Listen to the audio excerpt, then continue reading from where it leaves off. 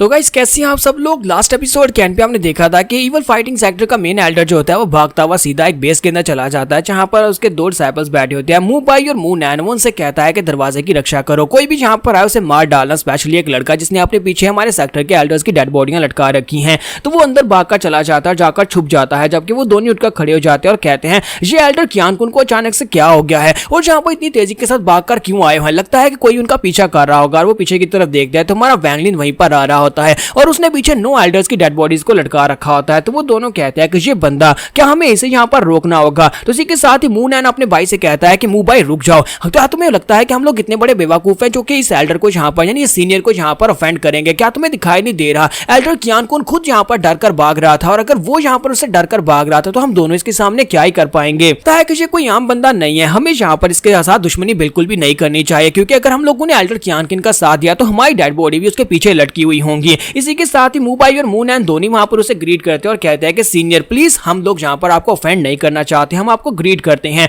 और साथ ही वो उससे पूछते हैं कि सर यहाँ पर इस हेडक्वार्टर में आप क्या करने के लिए आए हैं। और वैंगलिन उन दोनों की रिस्पेक्ट को वहां पर एक्सेप्ट करता है और कहता है कि जो बहुत अच्छी बात है कि तुम लोगों ने यहाँ पर सही फैसला किया। और वो बड़ी तेजी के साथ वहां पर सेक्टर के अंदर आ जाता है। जबकि इस बात से मेन एल्डर क्यान कुन बहुत ज्यादा गुस्सा होते हैं और कहते हैं कि ये दोनों कमीने तो किसी काम के नहीं निकले। तुम्हारा वैंगलिन अंदर आने के बाद एल्डर क्यान कुन को वहां पर ढूंढ रहा था और कहता है कि तुम कहां पर छुपे हो, चलो जल्दी से बाहर निकल आओ, तुम्हें पता है कि तुम बच नहीं सकोगे, चाहे तुम जहां पर भी जाकर छुप जाओ मैं तुम्हें ढूंढ लूंगा। वो एक पिलर के पीछे छुपा होता है। तुम्हारा वैंगलिन जो होता है अपनी एनर्जी के साथ उस पिलर को ही तोड़ देता है। फिर साथ ही उसे कहता है कि अब जबकि तुम यहाँ पर मेरे साथ चूहे बिल्ली का खेल खेलना चाहते हो तो फिर ठीक है, मैं यहाँ पर खेल खेलूंगा, लेकिन अब मेरे पास इतना सब्र नहीं है। और इसी के साथ ही वहां पर उसके ऊपर अटैक करता है, जिसकी वजह से पिलर तो टूट जाता है। इसी के साथ ही एल्डर वहां पर से बाहर निकल आता है और उसे कहता है कि रुक जाओ। और उसके हाथ में एक सील होती है, वो उसे कहता है कि यहीं पर रुक जाओ, क्या तुम इस टोकन को पहचानते हो? तुम्हारा वैंगलिन कहता है कि नहीं, मैं इस टोकन को नहीं पहचानता। तो एल्डर क्यान कुन उसे कहता है कि इसको किल ऑर्डर टोकन कहा जाता है। इस टोकन के अंदर मैंने अपनी सोल को डाला हुआ है, ये एक बहुत ही स्पेशल टोकन है। अगर तुम यहाँ पर मुझे मार डालते हो तो ये टोकन एक्टिवेट हो जाएगा और उसके एक्टिवेट होने के बाद तुम्हारे ऊपर एक मार्क आ जाएगा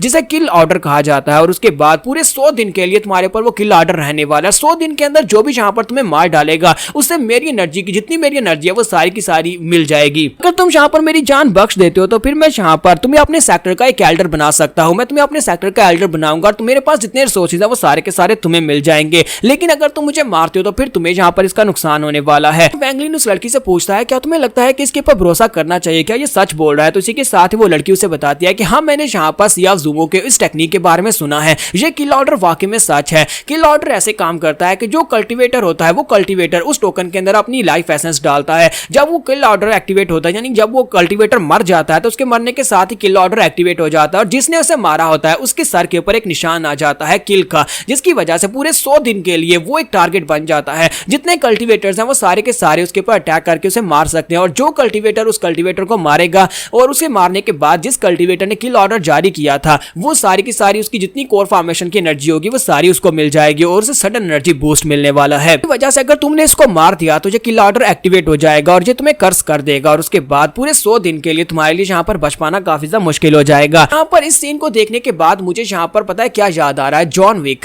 देखते हैं कि हमारा जॉन विक यानी वैंगलिन यहाँ पर कैसे इस किल ऑर्डर से बच पाएगा। तुम्हारा वैंगलिन उसकी बात सुनने के बाद अपनी एनर्जी को रिलीज करता है और उसके ऊपर अटैक कर देता है। तो एल्डर कहता है कहीं तुम पागल तो नहीं होगे और इसी के साथ हमारा वैंगलिन उसको मार डालता है। जैसे ही वो एल्डर मरता है उसके मरने के साथ ही उसका टोकन एक्टिवेट हो जाता है और उसके अंदर से रेड कलर की एनर्जी निकलती है और उस एनर्जी के निकलने के साथ हमारे वैंगलिन के सर के ऊपर एक मार्क आ जाता है जिसके ऊपर लिखा होता है पनिश यानी कि किल कैले। और वैंगलिन कहता है कि मेरे सर के ऊपर तो एक बहुत ही फैंसी सा वर्ड आ गया जो तो काफी ज्यादा कूल लगता है। तो इस वर्ड के साथ तुम्हारे कहने का मतलब यह है कि आस पास के कल्टीवेटर्स में एक बाउंटी बन चुका हूं और सभी लोग बाउंटी को कलेक्ट करने के लिए मुझे मारने के लिए आएंगे। जबकि इसी के साथ ही मास्टर मू नैन और मास्टर मू बाई भी वहीं पर खड़े होते हैं। तो वो कहते हैं कि अब जबकि इसके सर के ऊपर किल ऑर्डर एक्टिवेट हो गया है इसका मतलब यह है कि अगले 100 दिन के लिए बिल्कुल भी सेफ नहीं है, पूरे 100 दिन के लिए कल्टीवेटर से मारने के लिए आते रहेंगे। वो दोनों वहां पर से भागकर जाने की कोशिश करते हैं। तुम्हारा वैंगलिन कहता है कि तुम दोनों कहां पर जा रहे हो, जल्दी से यहाँ पर आ जाओ। और वो दोनों उसकी बात सुनने के बाद उसके पास आ जाते हैं। तो वैंगलिन उससे पूछता है कि मुझे यहाँ पर अपने फाइटिंग इवल सेक्टर के हेडक्वार्टर के बारे में बताओ, मुझे ये बताओ क्या उनके हेडक्वार्टर में कोई नेशन सोल स्टेज का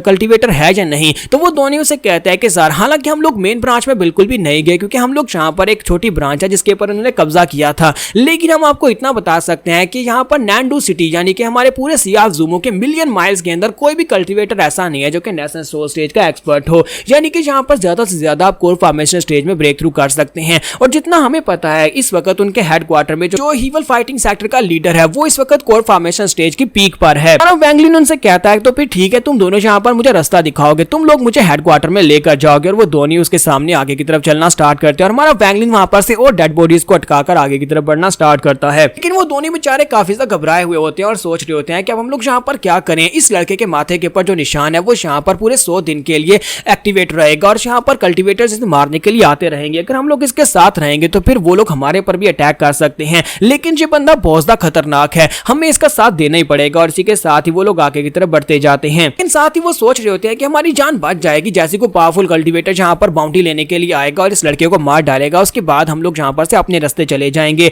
लेकिन अभी तक यहाँ पर कोई भी कल्टिवेटर से मारने के लिए नहीं आया होता। तो वो कहते हैं लगता है कि इतना पावरफुल है कि कोई भी यहाँ पर इसे मारने के लिए नहीं आने वाला। और जिस तरह से इसने पीछे डेड बॉडीज लटका रखी है, कोई भी बेवकूफ यहाँ पर आगे बढ़कर इसके ऊपर अटैक भी नहीं करेगा। और दोनों जैसे वहां पर थोड़ा सा आगे बढ़ते हैं उनके सामने वहां पर कोई अपीयर होता है। तो वो लोग कहते हैं लो सबसे पहला टारगेट किलर यहाँ पे बाउंटी हंटर आ गया। वैंगलिन कहता है कि इस बंदे को देखकर तो लगता है कि ये काफी ज्यादा अच्छा है, यानी काफी स्ट्रॉन्ग लगता है। तो वैंगलिन जैसे ही आगे बढ़ने लगता है तो मुंह से कहता है कि सीनियर प्लीज यहाँ पर रुक जाए, पहले देख लेते हैं कि ये बंदा हमसे चाहता क्या है। तो इसी के साथ उनके सामने जो बंदा अपीयर होता है वो कहता है देखो तो जरा यहाँ पर किसी के ऊपर 10,000 डेविल 100 डे की ऑर्डर जारी हुआ है, ये तो बहुत ही अच्छी बात है। तुम्हारा वैंगलिन से कहता है तो मैं देखना चाहता हूँ कि कौन है जो यहाँ पर सबसे पहले मुझे मारने के लिए आया है। मैंने वैंगलिन के सामने एक मोटू सा शैबी सा बंदा खड़ा होता है, हालांकि दिखने में इतना स्ट्रॉन्ग दिखाई नहीं दे रहा था। तो वो वैंगलिन से कहता है कि मैं तुम्हें आधे घंटे का टाइम देता हूँ, आधे घंटे में अपने सारे काम निपटाकर वापस मेरे पास आ जाओ क्योंकि मैं ही तुम्हें मारना चाहता हूँ। वैंगलिन जो होता है उसका एटीट्यूड देखने के बाद काफी हैरान होता है और कहता है कि इसका एटीट्यूड तो काफी ज्यादा कूल है। जबकि मुंह कहता है कि ये मिडिल एज बंदा कौन हो सकता है। जबकि मुंह ने उसे पहचान लेता है और कहता है कि इसके ब्लैक हेयर, ब्लैक क्लोथ और साथ में इसके पास ब्लैक कलर की स्वॉर्ड है,